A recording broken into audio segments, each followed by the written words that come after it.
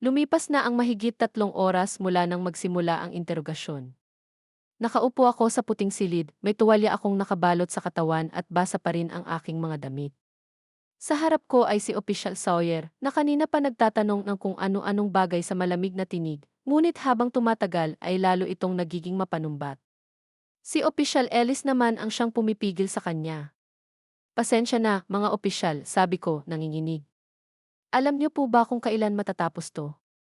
Nilalamig na talaga ako. Mas malamig pa ang silid kaysa sa ilog na pinanggalingan ko. Minsan akong tumingin sa salaming may isang panig, umaasang kung sino man ang nasa kabila ay awaing paalisin na ako. Sumimangot si Official Sawyer, ang mga kulubot sa mukha niya ay lalo pang lumalim. Nag-click-click siya ng kanyang ballpen. Ganito na lang, Miss Starling, sabi niya. Matagal nang nawawala ang malapit mong kaibigan. Tapos sa mismong araw ng kaarawan niya, ikaw ay biglang lumitaw mula sa ilog at may dala pang bangkay niya. At saka may drawing ka pa ng kanya sa notebook mo, kasama ang note na iyon, dagdag ni Official Ellis. Mas malambing ang kanyang tinig, hindi tulad ng kasama niya. Tumingin ako sa aking journal at pagkatapos ay sa gusot na papel na nakaselyado sa plastic. Lucy. And now lovely Lucy. Don't you remember how you killed Charlie White? Tinitigan ko ang papel na iyon. Paos na ang aking lalamunan pero pinilit kong magsalita. Mga opisyal, ipinapangako kong nagkataon lang talaga ang lahat. Walang buhay sa tinig ko. Naipaliwanag ko na ang lahat ng paulit-ulit, parang isang sirang plaka. Hinaplos ni Sawyer ang kanyang balbas, na nilaw na ang mga kuko niya sa tagal ng paninigarilyo. Convenient naman ang kwento mo. Pero subukan nating ibang bersyon. Kinausap namin sina Ginoong Greenhill at ang mga kaibigan niya. Iisa ang sinasabi nila. Nakita ka raw nilang nakaupo sa tabi ng ilog. Nang tanungin ka nila kung ayos ka lang, bigla kang nagalit. Pumasok ka sa ilog, tapos pagbalik mo, may bangkay ka ng dala at halos himatayin sila sa takot. Hindi ganon ang nangyari, may saksi kaming nakapag-video, sabad ni Ellis. Bagamat nagsimula lang ang recording nang pumasok ka sa ilog, nakakabahala raw makita kang lumabas na parang sigurado ka sa sarili mo. Sabi ko na nga ba, hinahanap ko lang ang nawawala kong ballpen nang makita ko iyong bag, dahil ikaw ang nagtapon yon doon, singhal ni Sawyer. Hindi, syempre hindi, sagot ko, halos maubos na ang lakas ko. May bahagi sa akin na gustong aminin na lang ang gusto nilang marinig, para lang matapos na ito. Hinawakan ni Ellis ang kamay ko. Kailangan mong maintindihan kung bakit isa kang suspect, Lucy. Baka may alam ka, kahit hindi mo pa natatanto ngayon. Gagawin ko ang lahat. Gusto ko ring maresolba ito. Nag-usap silang dalawa ng pabulong. Tumango si Ellis bago muling humarap si Sawyer sa akin. Wala pa kaming sapat na ebidensya, kaya palalayain ka muna namin ngayong gabi. Makikipag-ugnayan kami ulit paglabas ng resulta ng autopsy. Handa akong bumalik kahit kailan, sabi ko. Kung ganon, tapos na tayo. May dumating na galing sa inyo para sunduin ka. Ah, sige, salamat po. Halos magdulas na ako sa paghina ng tuhod nang lumabas ako ng silid. Paglabas ko, sinalubong ako ng malamig na hangin. Nabigla ako nang makita ang asul na pickup truck na pamilyar, truck ni George. Nandoon na rin ang bisikleta ko sa likod. Inabot niya ang manibela at binuksan ang pinto ng pasahero. Sakay, sabi niya. Malamig ang boses at matigas ang mukha, pero agad akong nakaramdam ng init. Hindi ko inaasahan na may susundo sa akin, lalong hindi si George, na kadalasan ay wala sa bahay tuwing gabi. Sa salamat, nauutal kong sabi habang sumasakay. Nag-seatbelt ako at tumahimik. Tahimik ang biyahe. Nilingon ko ang mga kahon ng sigarilyo at basyong sports drink sa paanan ko. May nakita pa akong pakete ng kondom sa sahig. Pasensya na sa abala, sabi ko. Kaya ko naman sanang umuwi mag-isa. Basang-basa ka pa. Gusto mong magkasakit? Tanong niya, bahagyang sumulyap. Tiningnan ko ang sarili ko. Dumikit ang basang blusa at jumper sa balat ko. Hindi ako madaling magkasakit, sabi ko. May jacket sa likod ng upuan. Okay lang, salamat. Kunin mo, matigas niyang sabi. Wala na akong nagawa. Isinuot ko ang baseball jacket. Amoy damo at aftershave. Salamat, George, mahina kong sabi. Muling bumalik ang katahimikan. Binuksan ko ang cellphone ko at tiningnan ang mga mensahe ng manager sa convenience store, halatang galit. Sigurado akong mapapagalitan ako sa susunod na pasok. Akala ba nila ikaw ang pumatay? Tanong ni George bigla. Kay Charlie White. Napatitig ako sa mga kamay kong walang laman. Ramdam ko pa rin sa mga daliri ko ang kalawanging palawit, at sa isip ko ay bumabalik ang mukha ni Charlie, namamaga, walang mata, nabubulok. Sinabi nilang pinaghihinalaan nila ako, sagot ko. Mabigat sa dibdib. Namimigat ang mata ko, pero ayokong umiyak. Paano nga ba mapapatay si Charlie? Sino ang gustong manakit sa kanya? Huwag kang mag-alala, sabi ni George, nakatingin sa kalsada. Aayos din lahat. Naniniwala ka sa akin, tanong ko. May gusto ka sa gagong yon, di ba? Balik niya. Napalunok ako. Alam kong ayaw niya kay Charlie kahit hindi niya sinasabi. Magkaibigan lang kami, sagot ko. Sigurado ka? Kasi parang hindi ganon ang tingin niya. Wala na akong naisagot. Pag-uwi, isinabit ni George ang bisikleta ko. Pagpasok namin, nagpaalam na siya. Bago niya isinara ang pinto, huminto siya sandali. Ayos ka lang bang mag-isa? Tanong niya mula sa dilim. Pwede kang matulog dito sa kwarto ko. Namula ako. Ang tagal ko nang hindi nakakatulog kasama sila, parang noong bata pa kami, si George, ako, at si Macy. Okay lang ako, sagot ko. Matanda na ako para doon. Tumango lang siya at isinara ang pinto. Naiwan akong mag-isa. Nawalan na ako ng lakas. Tinakpan ko ang futon, hinubad ang basa kong damit at nagsuot ng malaking t-shirt. Pagdapa ko sa unan, niyakap ko ang stuffed rabbit na bigay ni George. Para akong bangkay sa lamig at pagod. Gusto kong matulog ng 2 linggo. Gusto kong huwag pumasok bukas, pero kakasimula ko lang sa library, at siguradong sisigawan ako ng manager kung mag-absent pa ako. Wala akong ibang magagawa kundi magpatuloy. Pinipili kong maging masaya, bulong ko sa sarili. Ang kaligayahan ay isang pagpili. Walang saysay ang pagkalugmok. At sa ganong pag-iisip, nakatulog ako at sinalubong ng panibagong bangungot. Kinabukasan sa unibersidad, pamilyar ang tanawing sinalubong ko. Lahat ng mata ay nakasunod habang naglalakad ako sa pasilyo. May mga bulong-bulungan sa paligid. Hindi ko kailangang hulaan, alam ko na kung ano ang iniisip ng lahat. Guilty. At hindi ko rin sila masisisi. Ang nangyari ay sobrang kakaiba na kahit ako, hirap paniwalaan ang sariling kwento. Napanood mo na ba? Bulong ng isang estudyante. Kumalat na sa internet. Send mo sa akin yung link. Huminga ako ng malalim at pumasok sa klase. Nakakabigat ng loob na yung video ko habang lumalabas sa ilog ay nag-viral. Simula noon, parang may salot ako. Di ito ang unang beses, sabi ko sa sarili.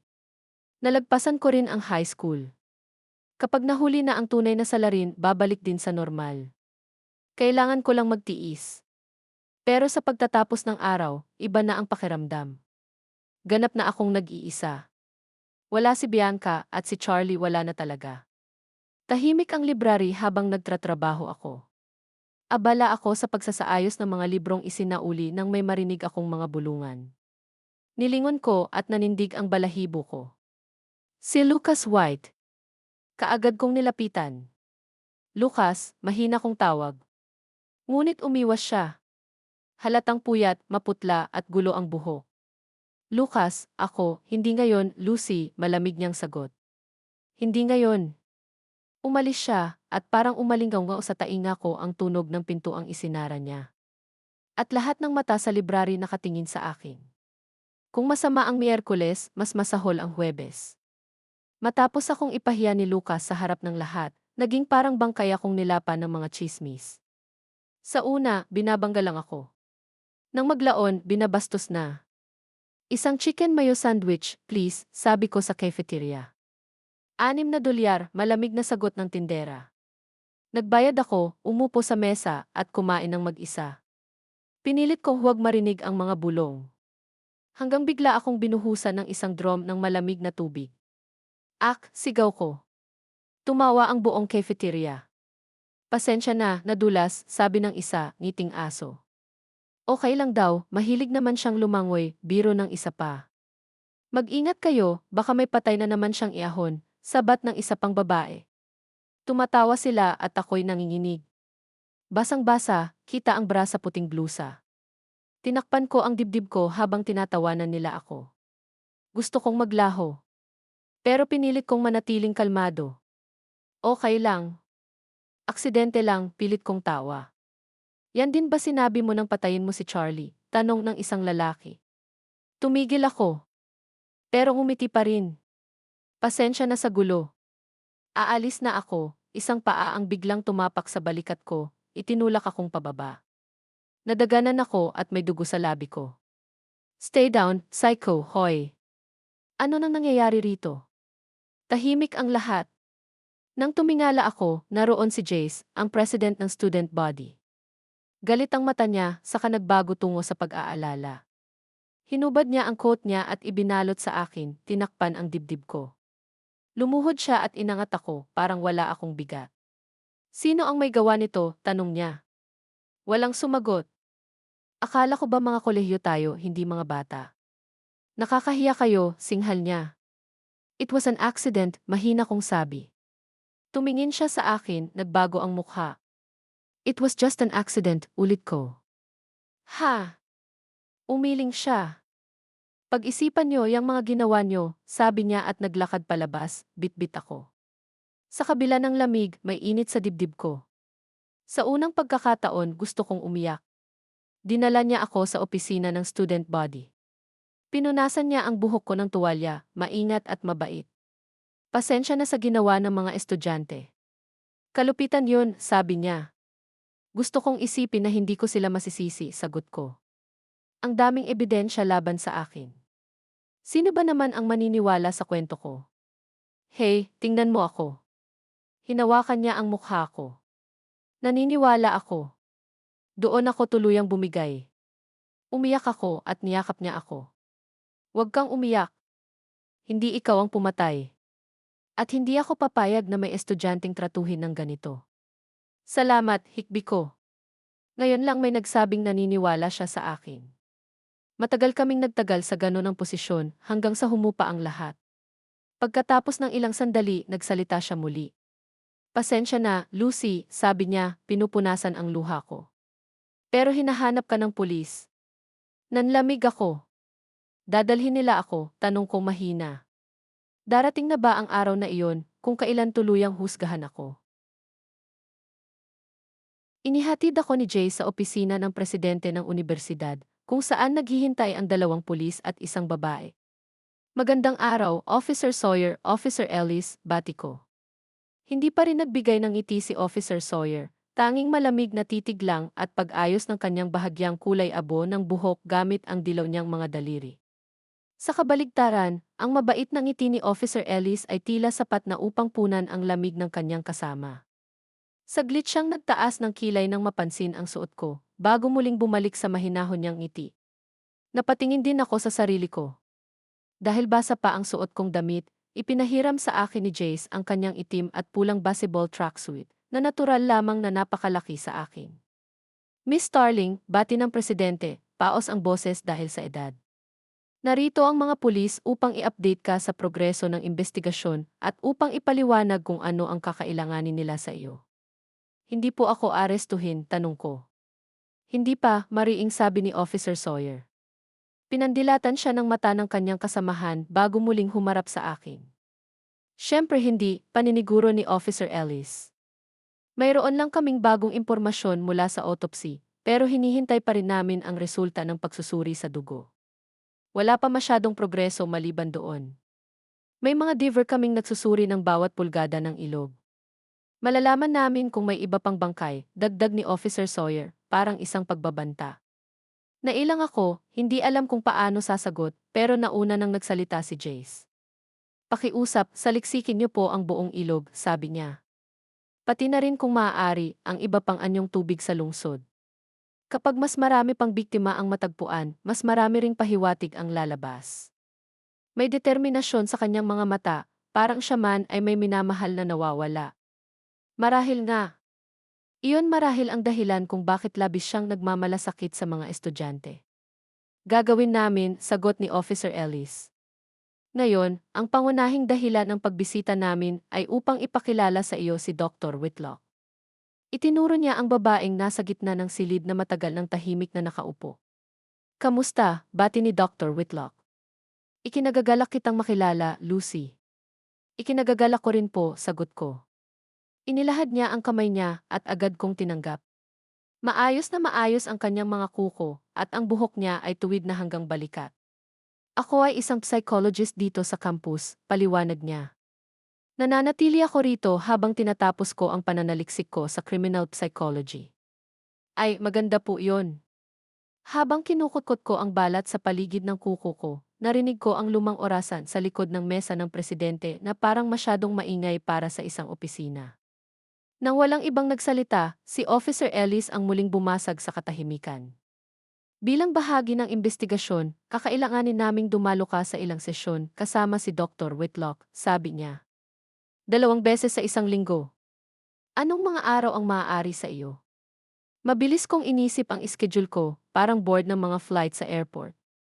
Lunes at Biyernes, pagkatapos ng tanghalian ay okay po, sagot ko. Napakaganda, umiti si Dr. Whitlock. Maaari ba tayong magsimula bukas? Siyempre po. Kung ganon, inaasahan kong makilala ka pa, Lucy. Muling yugyog ng doktora ang kamay ko. Magaan ang pakiramdam ko at mumiti ako pabalik. Pagkatapos ng lahat, pinayagan na akong umalis. May kailangan pang pag-usapan si Jay sa presidente, kaya naiwan siya. Salamat sa lahat ng tulong mo, sabi ko sa kanya. Hinawakan niya ang braso ko at marahang pinisil. Walang anuman. Gagawin ko yan para sa kahit sinong estudyante. Pwede mong ibalik ang tracksuit kapag may oras ka na, sabi niya bago tuluyang isinara ang pinto at kumaway. Maayos na lumipas ang natitirang oras ng araw. Pagkatapos ng babala ni Jace bilang student body president, wala nang nangahas pang manggulo sa akin. Natapos ko ang mga klase, nakapagtrabaho ako sa library at nakauwi rin sa wakas. Habang naghahanda ako ng hapunan, may aninong biglang lumapit mula sa likod ko. Malamig na kilabot ang gumapang sa likod ko. Nang maramdaman kong natanggal ang laso sa buhok ko, lumingon ako. Nakatitig sa akin si George, isang kamay ay nasa bulsa ng sweatpants niya, habang ang isa naman ay nilalaro ang asul kong laso. Ang buhok niyang bumabagsak sa noo ay lalo pang nagpapadilim ng kanyang mga mata. Narinig ko ang nangyari sa cafeteria kanina, sabi niya, halos pabulong sa gitna ng ingay ng reality show sa sala. Namula ako at yumuko. Sana ay tuluyan ng makalimutan ang nangyari. Isa lang yung aksidente, sabi ko. Inilabas ko ang lasag na mula sa oven at inilagay sa mga plato. Napatingin ako sa mga patong ng pasta na parang lumulundo, parang balat na dumudulas mula sa namuong bangkay. Nang sumagi sa isip ko ang mukha ni Charlie, mabilis kong iniwas ang tingin ko. Handa na ang hapunan, sigaw ko. Nagbihis ako ng dilaw kong shirt para sa trabaho sa convenience store at papalabas na, nang sundan ako ni George hanggang pinto. Tumingin ako sa kanya, nagtataka kung bakit hindi siya umaalis. May problema ba sa pagkain, tanong ko.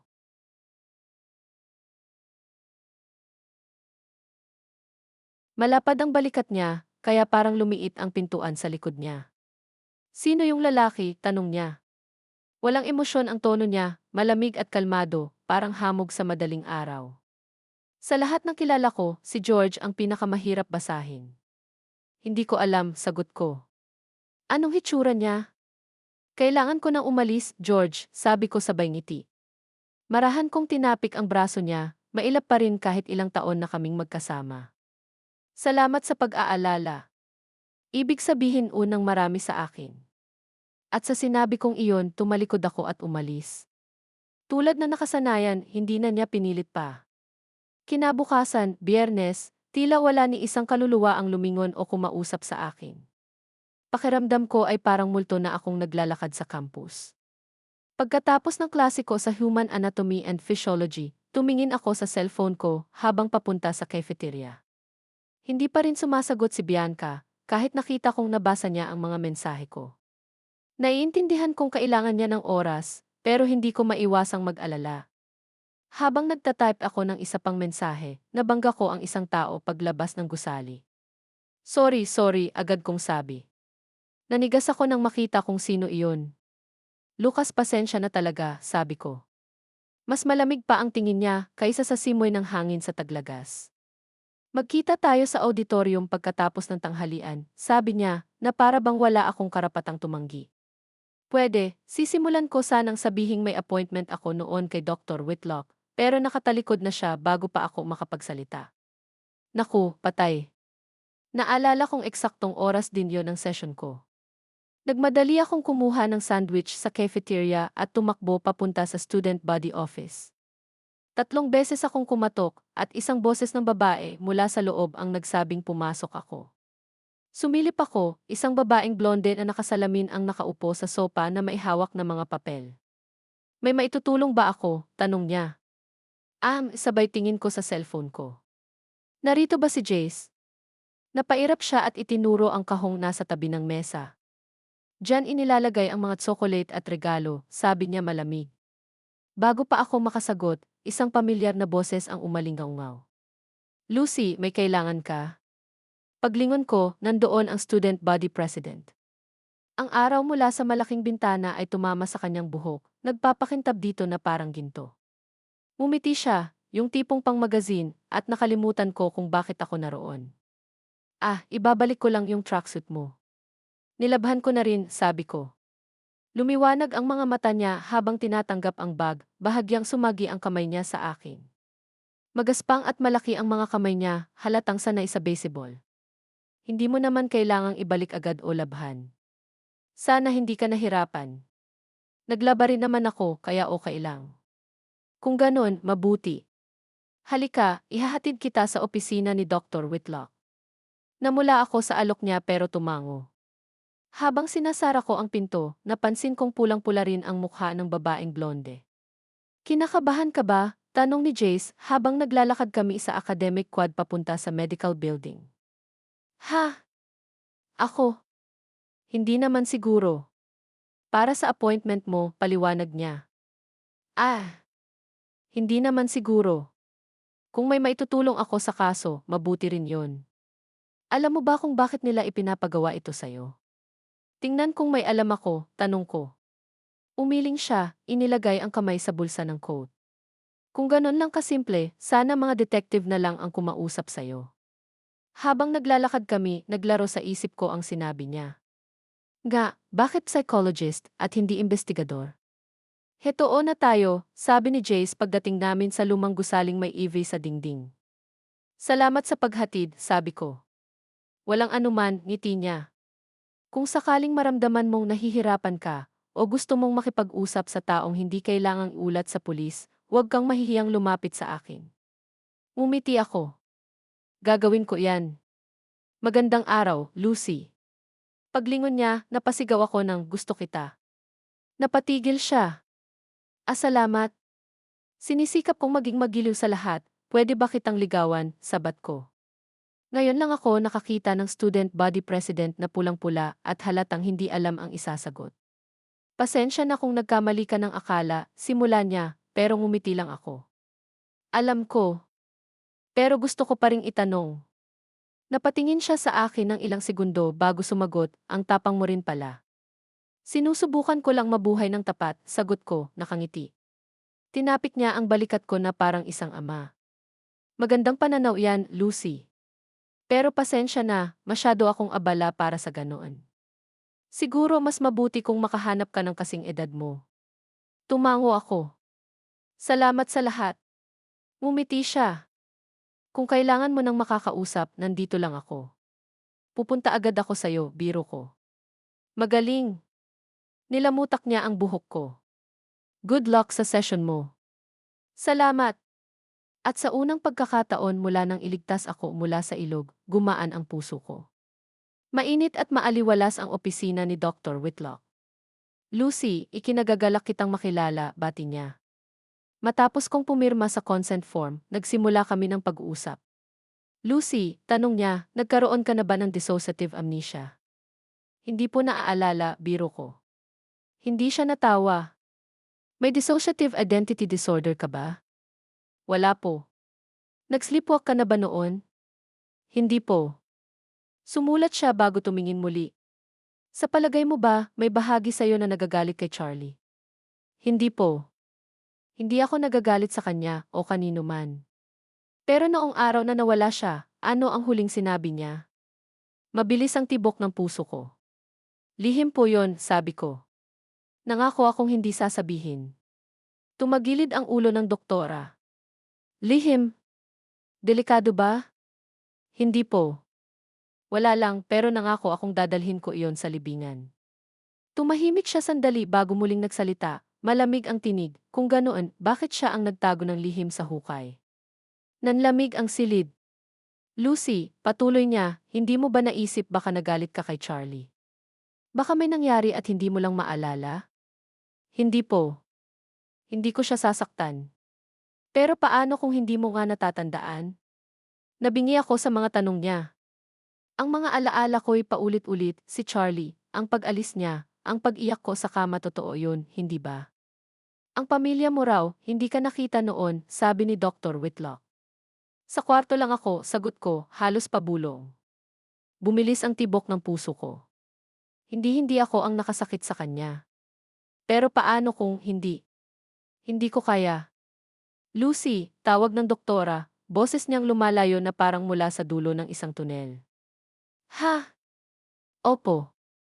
Tapos na ang oras natin. Magkita tayo sa Lunes. Tumango ako at lumabas. Sumalubong sa akin ang malamig na hangin ng taglagas. Hindi ako kailanman nag-away kay Charlie. Si Lucas at siya ang laging nagbabangayan, hindi ako. Sandali. Lucas. Napatakbo ako papunta sa auditorium. Pagbukas ko ng pinto, puro dilim. Lucas, tawag ko. Walang tugon. Lucas, ulit ko habang lumalapit. Habang nasasanay na ang mata ko sa dilim, nakita ko ang mga hanay ng upuan, lahat nakaharap sa entabladong walang laman. Malamig. Mas malamig pa sa hangin sa labas. Lucy, isang boses ang tumawag mula sa loob. Isara mo ang pinto.